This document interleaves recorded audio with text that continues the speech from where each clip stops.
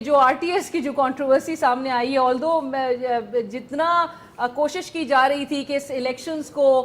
Controversy سے پاک رکھا جائے گا اور ایک شفاف الیکشنز کو یقینی بنانے کے لیے بڑی یقین دہانیاں بھی کرائی گئی تھی ڈے ون سے سر کافی جو ریزرویشنز کا اظہار سیاسی جماعتوں کا کیا جا رہا ہے. آپ سمجھتے ہیں روایتی ہے 2013 میں بھی ہم نے دیکھا کم و بیش ساری سیاسی جماعتوں نے ریزرویشنز کا اظہار کیا, ریگنگ کی بات کی, دھاندلی ہوئی, آر اوز کا الیکشن تھا, اس بار پھر ہمیں ایک ریپیٹیشن نظر آ رہی ہے سر. میں سمجھتا ہوں کہ یہ پاکستان کی بدقسمتی ہے کہ ہم ایک فول پروف سسٹم آف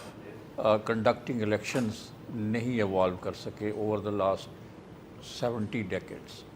جو پہلا الیکشن میری ہوش میں ہے وہ ہے 1970 کا الیکشن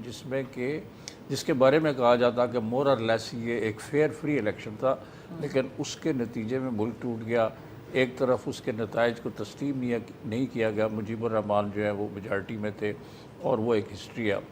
اس کے بعد کے سارے الیکشن 85 کا پارٹی لیس الیکشن تھا, 77 کا الیکشن جو ہے بھٹو صاحب نے کروایا وہ بہت ہی کنٹروورشل تھا. اس کے نتیجے میں ان کی گورنمنٹ گئی, ان کے اوپر قتل کا مقدمہ درج ہوا, الٹیمیٹلی واز ہینگڈ. وہ بھی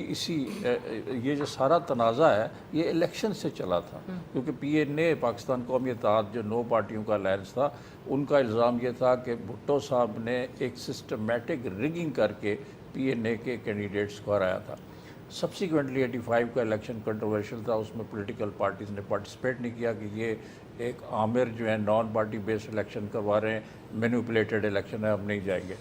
اس کے بعد سے 88 کا, پھر 90 کا, پھر 93 کا, 97 کا, اور اس کے بعد کے الیکشنز جو ہیں وہ کنٹروورشل رہے ہیں,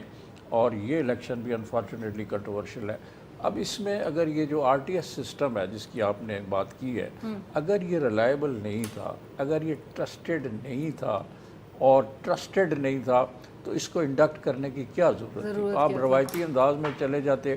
جس طرح پرانے پولنگ ایجنٹس بیٹھتے تھے, وہ نوٹ کر کے ان کے اوپر سائن کر کے وہ